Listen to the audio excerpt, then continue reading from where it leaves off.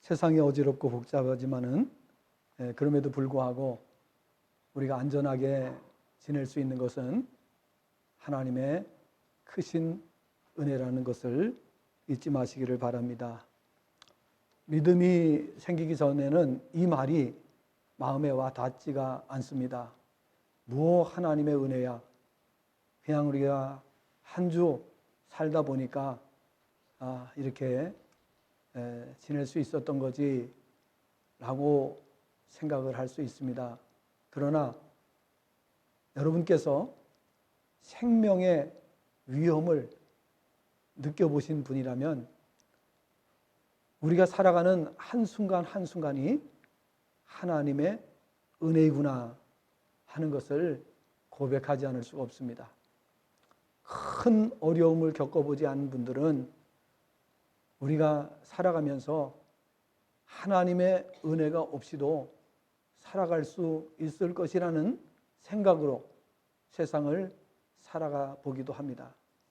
그러나 우리가 해결할 수 없는 막다른 골목에 이르렀을 때 비로소 사람들은 절대자가 왜 필요한지를 깨닫게 됩니다. 그때부터 적극적으로 절대자를 찾습니다. 그리고 하나님 없이는 살 수 없다는 고백을 하게 되는 것입니다. 자, 오늘은 우리가 성도의 믿음이라는 말씀으로 함께 은혜를 나누기를 원합니다. 성도는 믿음으로 사는 사람들입니다. 그래서 성도를 가리켜서 믿는 자라 이렇게 말합니다. 우리 기독교인들이 많지 않을 때에는 주일날 되면은 농사 짓는 기독교인들이 목욕하고 옷을 깨끗하게 갈아입고 그리고 교회를 갑니다. 그러면 농사를 짓는 사람들이 그 모습을 보면서 엄청 질투가 나는 거죠. 왜 우리는 이렇게 꾀재재한 모습으로 농사를 짓고 있는데 저 사람들은 무슨 팔자가 좋다고 저렇게 일요일만 되면 옷을 싹 갈아입고 교회를 가노? 그래서 그 사람들이 심통이 나서 하는 말이 예수쟁이들 이렇게 말했어요. 예수쟁이들, 저기 예수쟁이들 간다 이렇게 말했습니다. 그런데 그 예수쟁이들 때문에 대한민국이 이렇게 살게 된 줄로 믿습니다. 예수쟁이들 때문에 전 세계 나라들 가운데에서 잘 사는 나라는, 발전된 나라는 전부 다 예수쟁이 나라니 어쩌면 좋습니까? 사랑하는 여러분, 믿음이라고 하는 것은 절대적으로 필요한 것이에요. 하나님께서 우리 존재를 믿음이 없이는 살 수 없는 존재로 만들어 놓으셨어요. 그렇기 때문에 제 아무리 큰 소리치고 제 아무리 힘을 과시하는 사람이라 할지라도 믿음 없이는 인생이 별 볼 일 없다는 것을 깨닫게 되는 날이 반드시 오는 줄로 믿습니다. 반드시 옵니다. 그래서 우리에게는 반드시 믿음이 필요한 것입니다. 하나님께서는 우리가 믿음으로 살도록 만들어 놓으셨어요. 그래서 구원을 뭘로 받아요? 믿음으로 받는 거예요. 기도 응답은 뭘로 받아요? 믿음으로 받는 거예요. 우리가 살아가는 데 필요한 의식주는 뭘로 받아요? 믿음으로 받아요. 아닌데 내가 일해서 돈 벌어서 먹고 사는데 이렇게 생각하는 사람이 있을지 모릅니다. 그러나 하늘과 땅을 누가 주셨고 우주 만물을 누가 주셨고 우리가 누리고 살고 있는 이 모든 자연에 속한 것들을 누가 주셨냐 하는 거예요. 큰 틀에서 그 사람들은 볼 수가 없어요. 왜? 그들은 형이하학에 속해 있는 사람들이기 때문에 볼 수가 없는 거예요. 그러나 거듭난 사람들은 어떻게 돼요? 큰 틀에서 우주 만물을 바라보게 되고 이 우주 만물을 지으신 분이 누구신지를 깨닫게 되고 그리고 이 모든 대자연이 존재하게 하시는 분이 누구라는 것을 깨닫게 되는 것입니다. 그러니까 세상에 살아가는 동안에 필요한 모든 것들이 하나님께로부터 온다 하는 것을 우리가 동의하지 않을 수가 없는 겁니다. 그런데 믿음 없는 사람들이 동의할 리가 없어요. 동의할 리가 없어요. 왜? 우리는 하나님이 주셨다 어쩌다 그렇게 말하는데 우리는 우리가 노력해서 살아 이렇게 말하는 사람이 있을 겁니다. 자, 그런데 그런 분들에게 우리가 할 수 있는 질문이 무엇인가 하면은 이렇게 우리는 질문해 볼 수가 있습니다. 그러면 당신의 생명은 어디서 났습니까? 이렇게 우리가 물어볼 수가 있습니다. 생명을 노력해서 얻었다고요? 말이 됩니까? 그 다음에 당신의 가족은 어디서 났습니까? 누가 주었습니까? 여러분, 부모를 돈 주고 샀습니까? 형제를 돈 주고 샀습니까? 그러면 이 부모나 형제는 어디서 났습니까? 예, 그래서 형이하학과 형이상학을 왜 자꾸 나누느냐 궁금해 하실 수도 있지만은 이것을 우리가 확실하게 깨닫지 못하면 우리가 이 세상의 모든 것을 이해할 수가 없는 겁니다. 그러나 형이하학과 형이상학을 이해하고 나면 모든 것이 거기에 대입이 됩니다.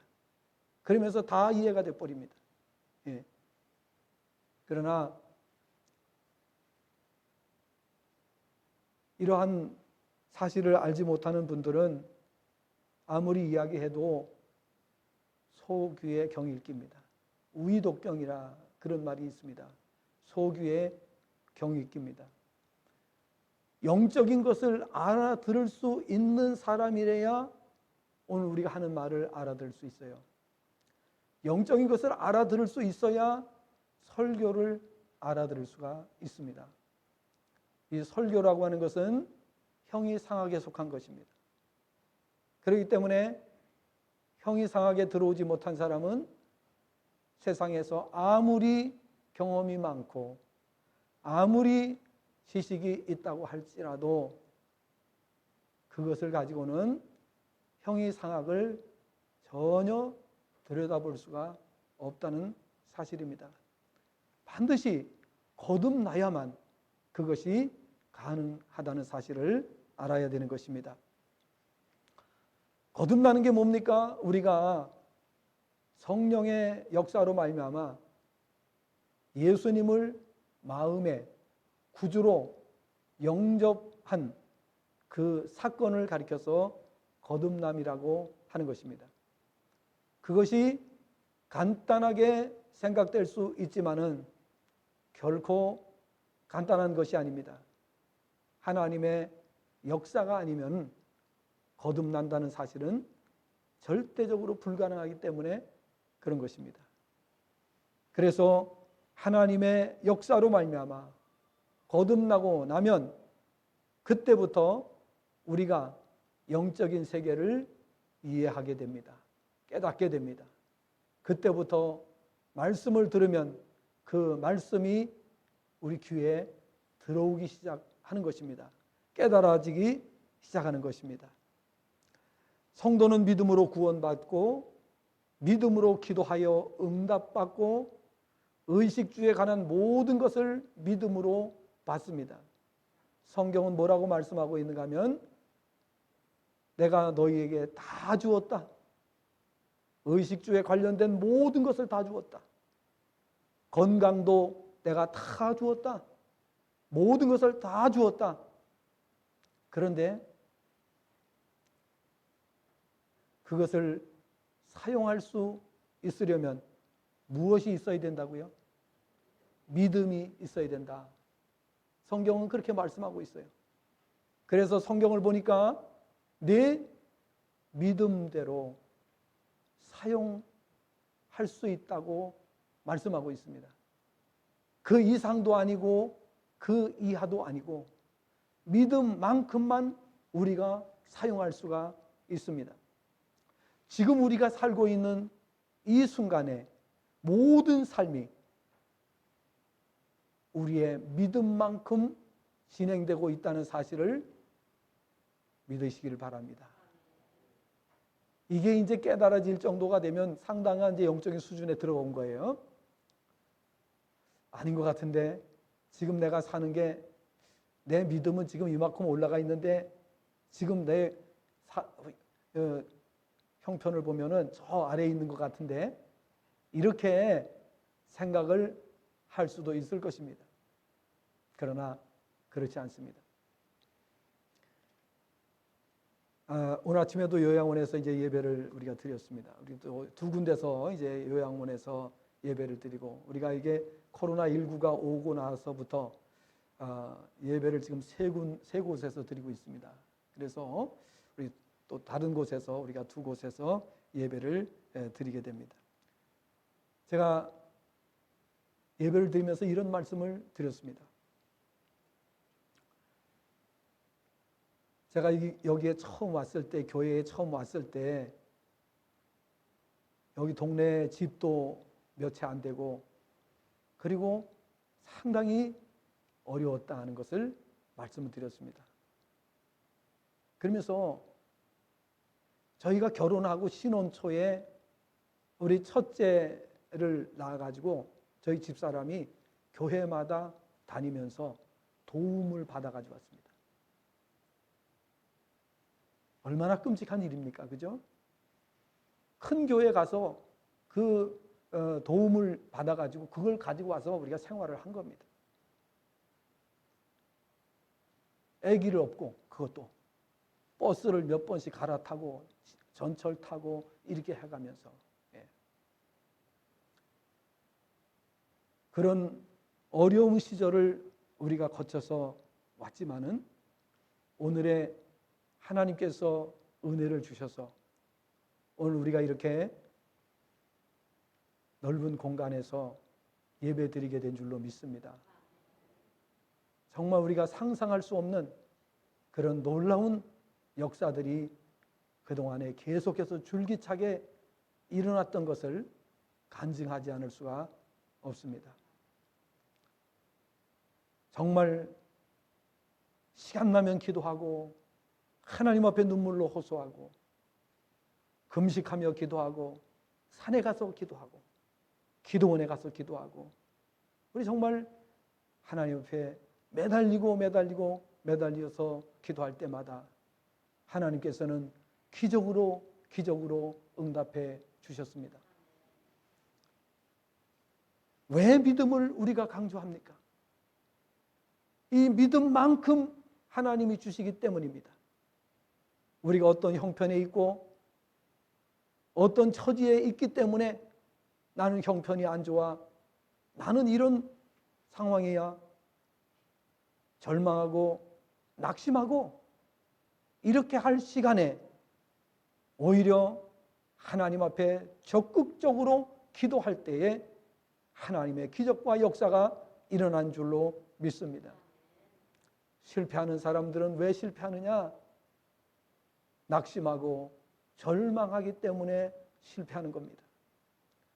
오히려 우리에게 힘들고 어려운 상황이 왔을 때 하나님 앞에 적극적으로 매달리고 가까이 나가고 기도하면 하나님께서 우리가 바랄 수 없었던, 우리가 생각하지 못했던 놀라운 기적으로 응답해 주시는 줄로 믿습니다. 오늘 말씀을 보니까 이렇게 말씀을 하고 있습니다. 다 같이 한번 읽어보도록 하겠습니다. 믿음은 바라는 것들의 실상이요 보이지 않는 것들의 증거니, 이렇게 말씀을 하고 있습니다. 믿음이라고 하는 것은 참으로 신기합니다. 그리고 묘합니다. 왜냐하면 눈에 보이지 않고 손에 잡히지 않고 그리고 가능성이 있어 보이지 않음에도 불구하고 하나님을 믿고 그 믿음 안에서 행할 때에 눈에 보이지 않는 것들이 보이게 되고 손에 잡히지 않았던 것들이 잡히게 되는 것이 믿음이라고 하는 사실인 것입니다. 믿음이라는 말이 사전적인 그 용어는 이렇게 해석이 됩니다. 믿음은 첫째, 믿는 마음. 둘째, 신앙. 자, 이렇게 묘사가 되고 있고요. 그 다음에 믿다라는 동사. 이 믿다라고 하는 동사를 보니까 첫째, 꼭 그렇게 여기어 의심하지 않다. 꼭 그렇게 여기어 의심하지 않다. 두 번째, 남에게 의지하고 기대를 저버리지 않을 것이라고 여기다. 절대로 내가 부탁한 것, 내가 기대하는 것을 저버리지 않을 것이야 라고 생각하는 것이 믿음이라는 거예요. 세 번째로는 신앙하다, 이렇게 사전에 나와 있습니다. 그 다음에 신앙에 대해서, 신앙이라고 하는 말에 대해서 이렇게 설명하고 있습니다. 신이나 초자연적인 절대자를 믿고 받드는 일이다. 이것을 신앙이라 이렇게 되어 있습니다. 그렇다면 성경에서는 무엇이라고 이 믿음에 대해서 설명하고 있을까? 구약 성경에 세 단어로 이 믿음에 대해서 나와 있고 신약에서는 두 단어로 설명이 되고 있습니다. 그래서 동사와 명사로 이렇게 설명이 되고 있는데 구약 성경의 히브리어의 믿음이라고 하는 말은 아만이라고 하는 말입니다. 아만. 우리가 기도 끝날 때 뭐라고 하죠? 아멘 그러죠. 아만이라고 하는 그런 말입니다. 자, 이 아만이라고 하는 말은 무슨 뜻인가 하면은 꾸준하다, 견고하다, 믿을 만하다, 이런 뜻입니다. 그 다음에 두 번째로는 에무나라고 하는 명사가 있습니다. 이 에무나라고 하는 명사는 견고함, 신실함, 공평, 이런 뜻을 가지고 있습니다. 그 다음에 에메트라고 하는 단어가 있습니다. 믿음이라는 단어 중에서 이 단어는 신뢰함, 신실함, 이런 의미를 가지고 있습니다. 그 다음에 신약 성경의 헬라어로는 두 단어가 있습니다. 동사로는 피스튜오라고 하는 단어입니다. 피스튜오. 그 다음에 명사로 쓰일 때는 피스티스라고 하는 단어로 쓰입니다. 그럼 이 피스튜오라고 하는 단어는 믿다. 그냥 동사 그대로 믿다. 그 다음에 피스티스는 명사로 믿음, 명사로 그런 뜻이죠. 자, 믿음에는 두 종류로 우리가 나눌 수가 있어요. 하나는 신앙과 상관없이 믿는 믿음을 일반적인 믿음이라고 합니다. 세상 사람도 믿는다는 말을 쓰지요. 세상 사람들도 다 약속을 믿을까요? 안 믿을까요? 약속 믿잖아요. 그래, 그거는 신앙과 상관없는 믿음이에요. 그죠? 일반적인 믿음이라 이렇게 말하는 겁니다. 그 다음에 신앙생활을 하는 믿음을 가리켜서 무슨 믿음이라고 하는가 하면은 영적인 믿음이다. 이렇게 말합니다. 영적인 믿음. 그러니까 일반적인 믿음은 그냥 세상 사람들이 서로 믿고 신뢰하는 그런 것을 일반적인 믿음이라고 하고, 신앙생활에 필요한 믿음은 영적인 믿음이다. 이런 뜻입니다. 자, 믿음이라고 하는 것은 어떤 대상의 실제를 인지하고 사실로 그것을 받아들이고, 인정하고 받아들이고, 또 이 믿음이 생기면 그 믿음에 따라 반응하고 행동을 하게 되는데, 이것을 우리는 신앙생활이라고 합니다. 믿음생활 혹은 신앙생활.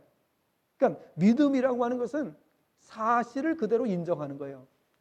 자, 이것이 컵이라 그랬을 때에 이 컵을 여러분 사실로 그냥 인정하면 그게 믿음인 거예요. 그렇죠? 그런데 만약에 제가 이것을 컵이라고 했지만은 여러분들이 그게 왜 컵이냐? 그리고 다른 이의를 제기할 수도 있겠죠. 그런데 믿는 사람들은 다 어떻게 돼요? 맞아. 그렇죠? 그게 아멘입니다. 아멘. 아시겠죠? 맞아. 예. 그러니까 우리가 사실 그대로를 인정하는 것을 믿음이라고 하는 거예요. 그러면 놀라운 사실이 있어요. 그건 뭐냐? 믿음을 가진 사람, 영적인 믿음을 가진 사람들은 이 우주 만물이 저절로 생겼다고 알고 있어요? 아니면 누군가가 만들었다고 믿고 있어요? 이거 쉬운 거니까 빨리빨리 대답하세요.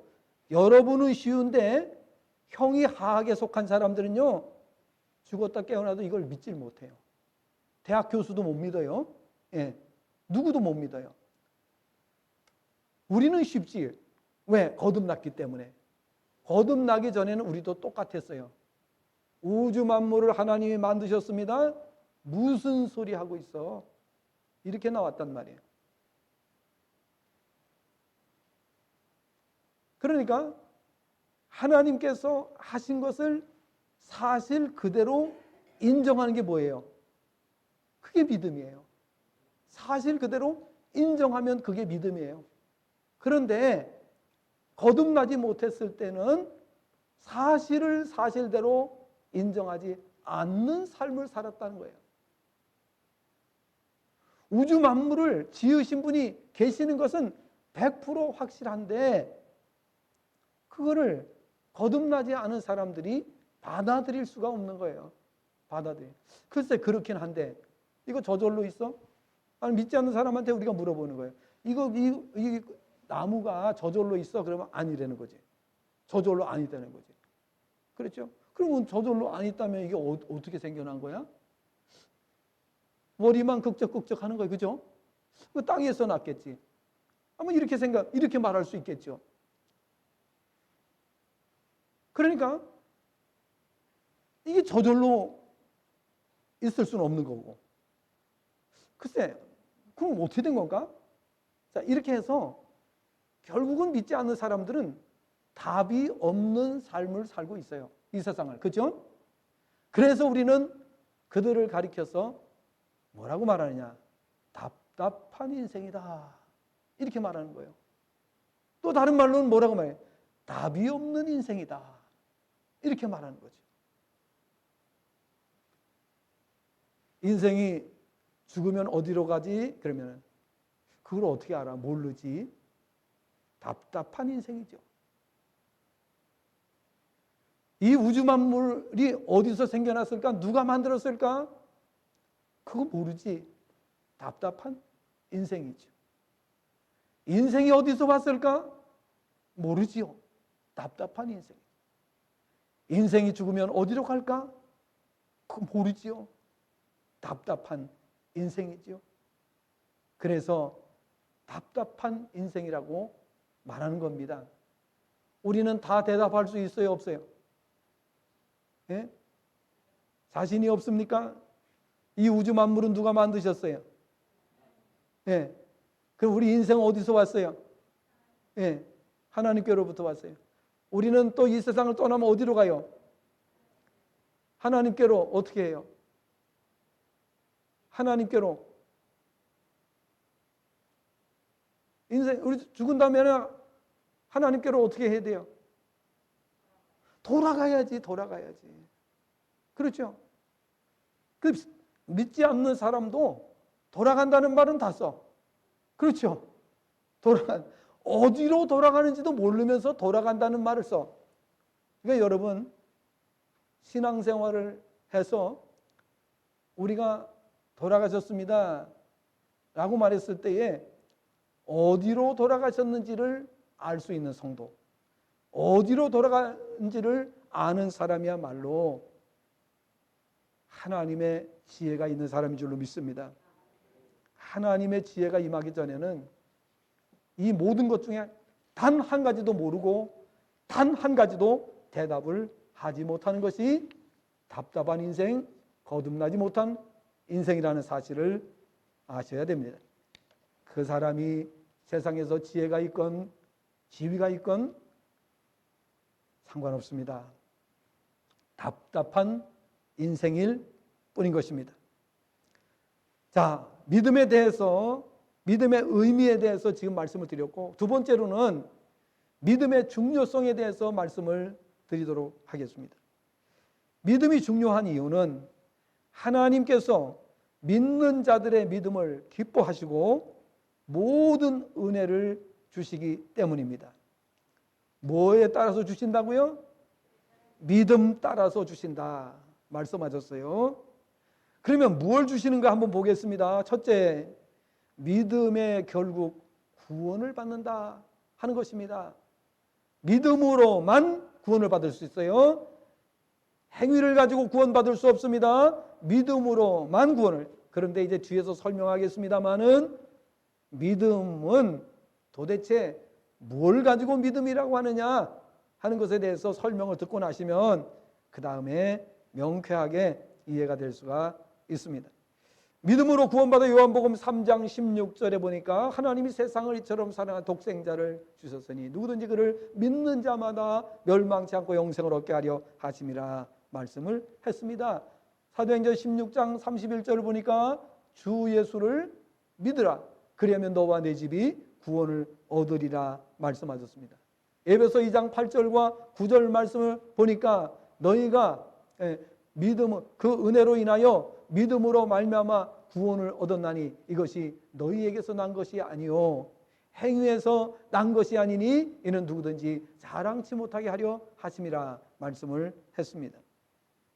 디도서 3장 5절부터 8절에도 역시 같은 내용이 기록되어 있는 것을 볼 수가 있습니다. 행위에서 난 것이 아니라고 했습니다. 행위로는 구원받을 수 있는 자가 성경에 보니까 한 사람도 없다고 되어 있습니다. 행위를 가지고는 구원받을 수 있는 사람은 단 하나도 없어요. 왜? 우리가 하루 살면서 적어도 실수를 몇 번 해요. 우리가 잘못된 죄를 몇 가지나 짓고 같아요. 하루 살면서. 예? 그거 가지고는 천국을 갈 수가 없어요. 그게 기준이 되면 그 천국을 갈 수가 없어요. 우리 중에 한 사람도 못 가고 전 세계 인구 중에서 단 한 사람도 행위를 가지고는 천국에 들어갈 수가 없는 겁니다. 그렇기 때문에 성경에서 행위로는 안 된다고 말씀을 하신 겁니다. 근데 멍청한 사람들은 자꾸 행위를 강조해요. 왜? 다 거기에 술수가 있어. 그 속에 술수가 들어있기 때문에 그렇게 하는 거예요. 행위에서 난 것이 아니니 이런 당연한 거지요. 행위로는 구원받을 자가 없기 때문에.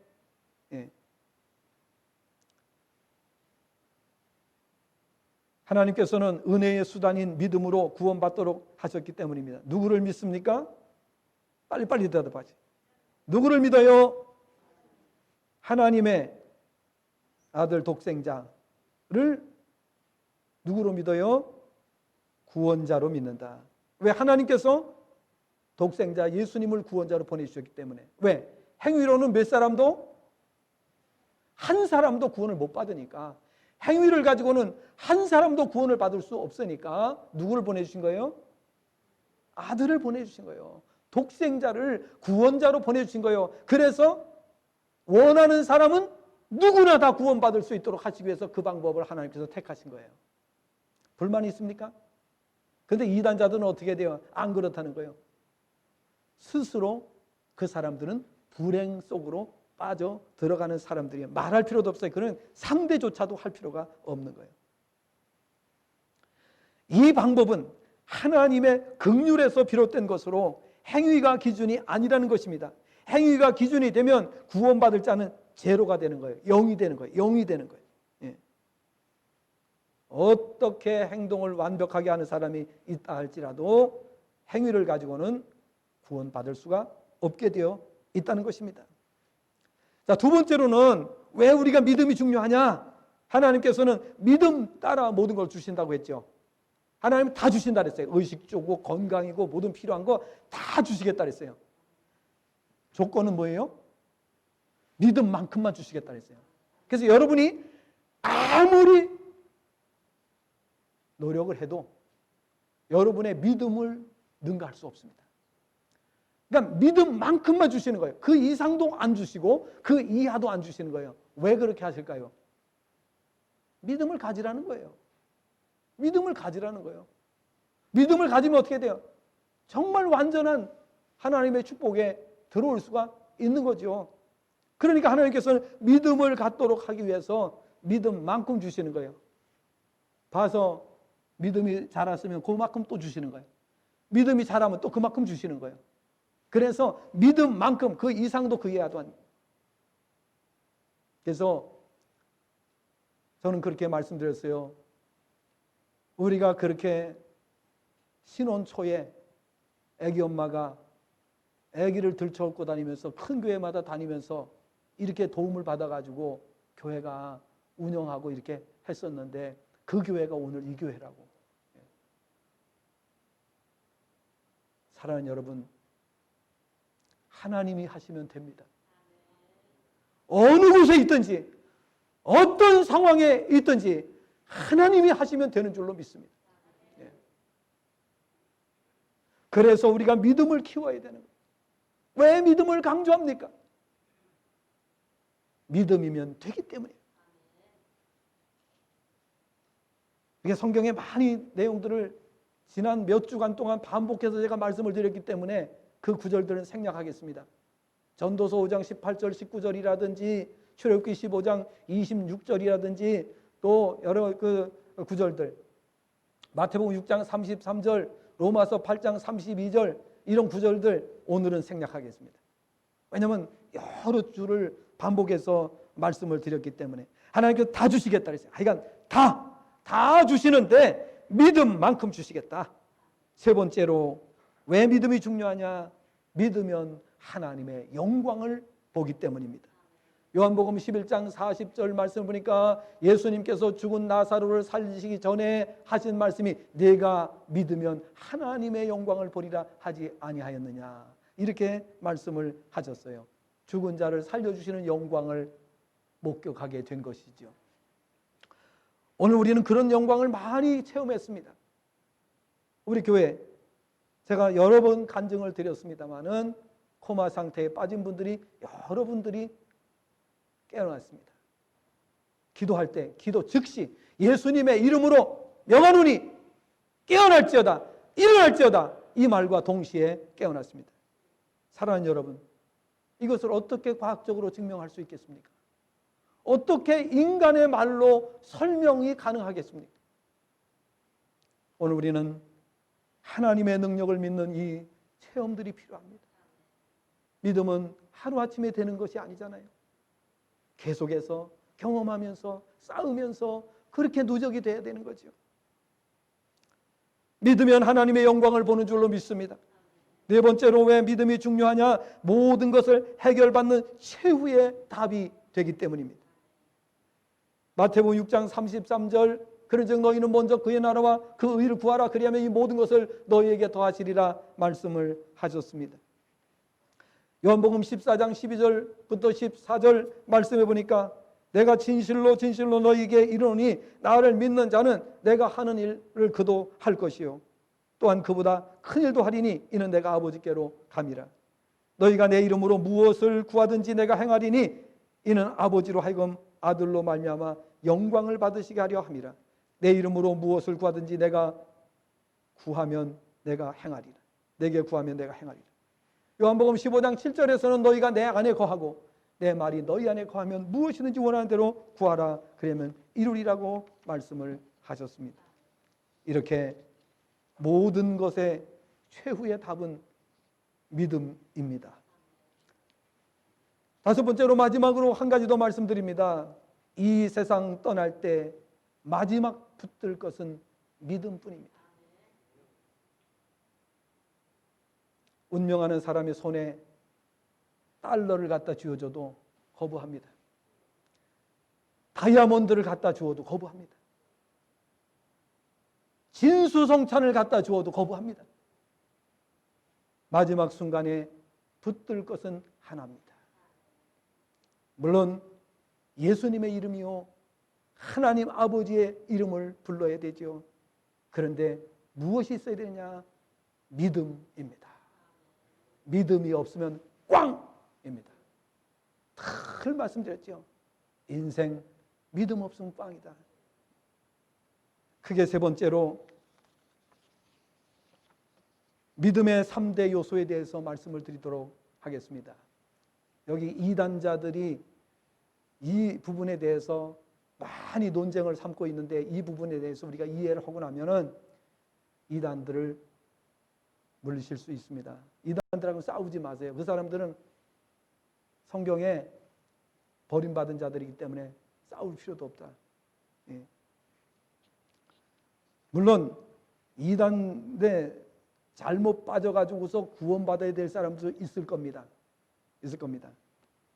그러나 그들을 논쟁을 하지 말라는 겁니다. 논쟁을 할 필요가 없다는 거예요. 자, 믿음의 3요소는 지정의라고 말씀을 드렸습니다. 지라고 하는 건 뭐예요? 지는 우리가 머리로 인식하는 거예요. 인지하는 거예요. 이걸 우리는 지라고 해요. 그래서 지식이라는 말이 지식. 그 다음에 정은 뭐냐? 정은 머리로 인식한 것을 생각하고 마음에 받아들이고 반응을 하는 것을 정이라고 해요. 그래서 감정 혹은 정서 이런 표현을 쓸 수가 있습니다. 의는 뭐냐? 하려고 하는 마음, 행동으로 옮기려고 하는 것, 의지를 말합니다. 자, 신앙생활이라고 하는 것은 이 3요소가 갖추어진 상태를 가리켜서 신앙이라 이렇게 말하는 겁니다. 이 3요소는 뗄래야 뗄 수 없는 불가분의 관계에 놓여져 있습니다. 말하자면 한 고리에 연결된 것과 같다고 말할 수 있습니다. 만약 이 3요소가 따로따로 있게 되면 정상적인 신앙생활이 되지가 않습니다. 성경에 예를 들자면 예수님의 수제자였던 베드로는 예수님을 누구보다 열성적으로 따른 제자입니다.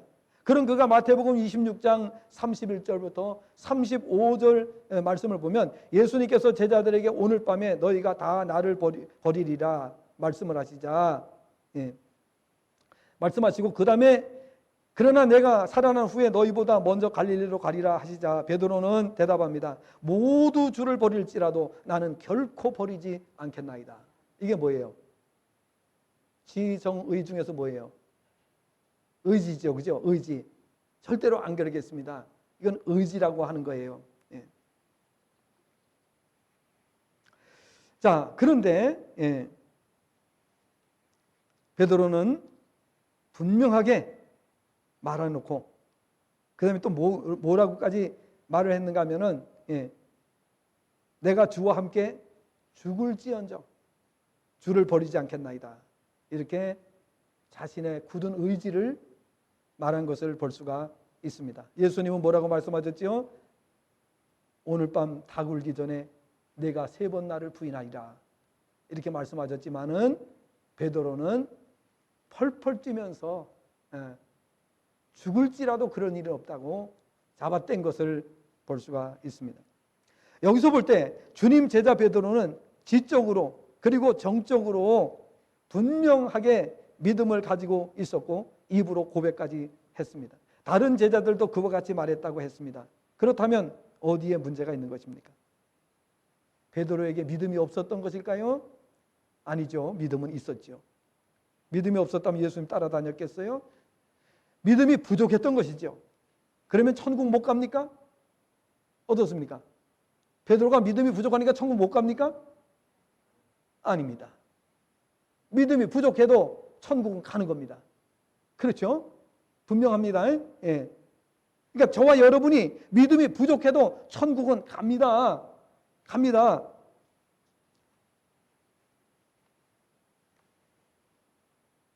왜 그러면 천국 갈 수 있는가? 하나님께서 베드로를 불쌍히 여기셨기 때문에, 긍휼히 여기셨기 때문에 베드로의 마음을 회개하게 만드시고, 그리고 더 적극적으로 주님을 따르게 만드심으로 말미암아 그가 마지막에는 순교합니다. 순교. 그리고 천국 갑니다. 그러므로 믿음이 부족한 것도 사실은 문제는 문제지요. 그러나 하나님께서는 긍휼이 많으시기 때문에 긍휼을 베풀어 주셔요. 하나님 앞에 겸손히 나와서 도움을 요청하게 되면 어떠한 부족한 사람도 어떠한 죄인도 하나님은 받아주십니다.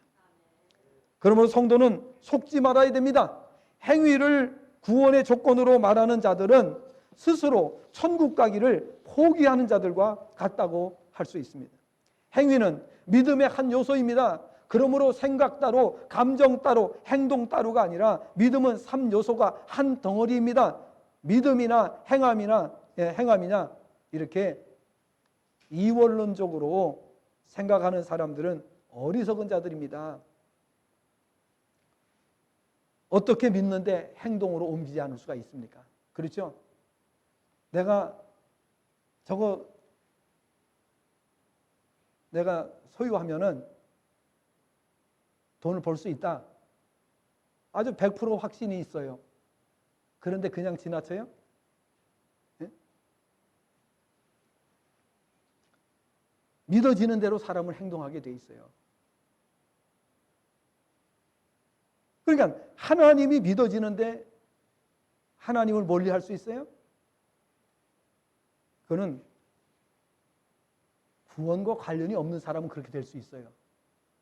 그런데 구원과 관련이 있는 사람은 그동안에 못 봐서 그렇지 보여주기만 하면 어떻게 돼요? 덥석 잡게 돼 있어요. 이거다! 내가 지금까지 일생 동안 찾아 헤맸던 것이 바로 여기에 있었구나 하고 잡는다 그 말이에요. 그러니까 믿음을 가지게 되면 그렇게 안 할 수가 없어요. 정리해서 말씀을 드립니다. 하나님께서 행위가 아닌 예수님을 믿음으로 구원에 이르게 하신 이유는 행위로는 한 사람도 구원에 이를 수 없기 때문에 예수님의 공로에 의해서 그분을 믿음으로 구원을 받도록 해주심으로 누구든지 원하면 믿음으로 긍휼을 입도록 해주신 것입니다. 그러므로 행위 구원을 강조하는 것은 하나님을 모독하는 일이 되는 것입니다. 예수님의 십자가만으로는 부족하다는 논리가 성립이 되는 겁니다.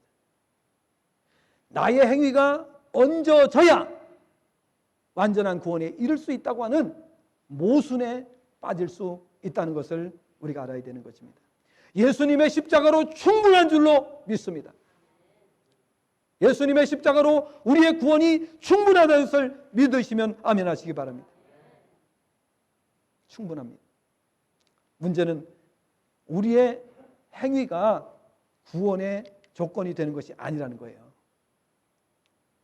그래서 지난번에 다 말씀을 드렸어요. 시간이 없기 때문에 또 이거 반복해서 말씀드리기가 좀 하긴 한데, 자식이 행위를 잘했기 때문에 자식이 되는가? 행위와 관계없이 자식이 되는가? 전자입니까? 후자입니까? 여러분, 자식이 되는 것이 행위를 잘해서요? 아니에요. 예. 행위와 관계가 있어요, 없어요? 관계가 없어요. 자식이 되는 게 어떻게 행위와 관계가 있어요? 자식은 행위와 아무 상관없이 되는 것이 자식이에요. 그런 이런 논리를, 그러니까 하나님께서 우리에게 가정을 주신 이유가 뭐냐? 왜 부모 자식과의 관계를 주시고 부부의 관계를 주시고 형제 간의 관계를 주셨는가? 이거 다 가정을 주신 이유가 있어요, 하나님께서. 그 가족 관계를 통해서 하나님께서는 하나님의 말씀을 설명을 하십니다. 호세아서 같은 경우에는 부부 관계로 하나님과 우리 이스라엘 백성이 부부 관계로 설명을 하시는 걸 볼 수가 있어요. 그래서 이런 가정 관계. 그다음에 에베소서 또 5장 같은 데를 보게 되면 어떻게 돼요? 부부 관계. 교회, 주님과 교회를 부부 관계로 묘사하고 있어요. 그러면서 이 부부에 대해서 설명을 하시는 걸 볼 수가 있어요. 그래서 다 이렇게 형제에 관해서도 다 말씀을 하셨어요. 누가 내 부모며 내 형제며 내 친척이냐 이런 거 전부 다 설명을 하셨어요. 그거 왜? 하나님께서 가정을 주심으로 말미암아 그 끈끈함. 여러분 조금 전에 영상 하나 보셨죠? 영상 보신 거 어때요? 그게 뭐예요? 곰이에요. 사람들은 미련한 곰이라고 그러죠. 곰이 자기 새끼를 훈련시키는 거예요. 정말 짠하지요? 예? 그 어린 것을 갖다가 떨어뜨려, 절벽에서 떨어뜨려. 그래가지고서 기어 올라온 훈련을 시키는 거예요. 독수리도 마찬가지. 독수리도 그 높은 절벽에서 새끼를 떨어뜨려가지고 다 죽을 정도가 되면 그때서 받아서 올리는 거예요. 여러분, 부모가 자식을 사랑하는 것이 이런 것입니다. 그래서 자식을 임신해보고 자식을 낳아봐야 그제서 부모의 심정을 이해하게 되는 거죠. 그러한 가족 관계를 통해서 하나님께서는 우리에게 하나님의 말씀을 설명해 주시는 겁니다. 깨닫게 해주시는 겁니다. 그래야 우리가 눈물을 글썽거리면서 그 말씀을 깨닫고 받아들이는 거예요.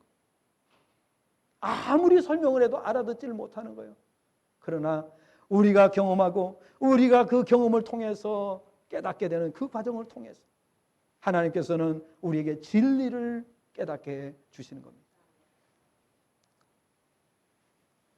성도는 하나님을 미쁘시고 의로우사 신실하셔서 어떤 경우에도 택하신 자를 포기하시거나 버리지 않으신다는 사실을 믿으셔야 됩니다. 내가 아무리 약하고 부족해도 그 사실을 인정하고 하나님 앞으로 겸손히 나가기만 하면 하나님 우리를 받아주시고 바른 길로 인도해 주시고 구원에 이르게 천국에 들어가게 해 주시는 줄로 믿습니다. 문제는 교만입니다. 교만하지 마세요. 교만한 자는 대적하시고 버리신다고 야고보 4장 6절에도 말씀하셨고 베드로전서 5장 5절 6절에도 말씀하셨습니다.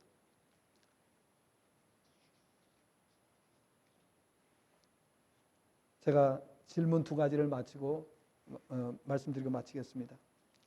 하나님의 계명을 지키는 것이 하나님의 자녀가 되기 위해서 계명을 지킵니까? 하나님의 자녀가 되었기 때문에 계명을 지킵니까?